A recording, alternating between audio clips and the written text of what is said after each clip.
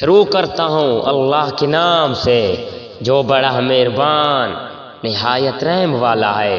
اور جو کتاب لوگ کے پابند ہیں اور نماز کی پابندی کرتے ہیں، ہم ایسے لوگوں کا جو اپنی اصلاح کریں ثواب ضائع نہ کریں گے۔ اور وہ وقت بھی قابل ذکر ہے جب ہم نے پہاڑ کو اٹھا کر صاحباں کی طرح ان کے اوپر معلق کر دیا، اور ان کو یقین ہو گیا کہ اب ان پر گرا۔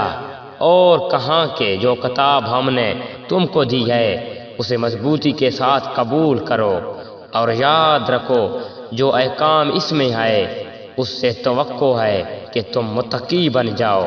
اور جو آپ کے رب نے اولاد آدم کی پشت سے ان کے اولاد کو نکالا اور ان سے انہی کے متعلق اقرار لیا کہ کیا میں تمہارے رب نہیں ہوں؟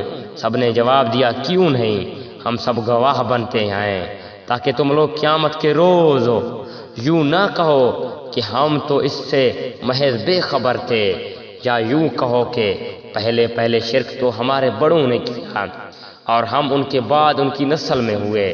سو کیا ان غلط راہ والوں کے فعل پر تو ہم کو ہلاکت میں ڈال دے گا؟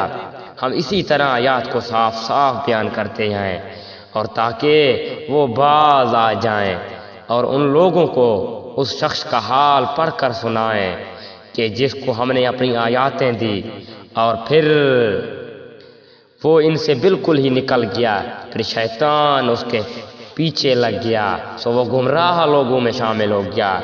اور اگر ہم چاہتے تو اس کو ان آیاتوں کی بدولت بلند مرتبہ کر دیتے، لیکن وہ تو دنیا کی طرف مائل ہو گیا اور اپنی نفسیاتی خواہشات کی پیروی کرنے لگا، سو اس کی اس حالت کتے کی سی ہو گئی۔ اگر تو اس پر حملہ کرے تب بھی وہ ہانپے، یا اس کو چھوڑ دے تب بھی ہانپے۔ یہی حالت ان لوگوں کی ہے جنہوں نے ہماری آیاتوں کو جھٹلایا۔ سو آپ اس حال کو بیان کر دیجئے، شاید وہ لوگ کچھ سوچیں۔ ان لوگوں کی حالت بھی بری حالت ہے جو ہماری آیاتوں کو جھٹلاتے ہیں اور وہ اپنا نقصان کرتے ہیں۔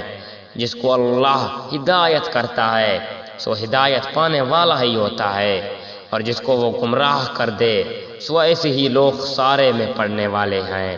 اور ہم نے ایسے بہت سے جن اور انسان دوزخ کے لیے پیدا کی ہیں جن کے دل ایسے ہیں جن سے نہیں سمجھتے، جن کی آنکھیں ایسی ہیں جن سے نہیں دیکھتے، جن کے کان ایسے ہیں جن سے نہیں سنتے۔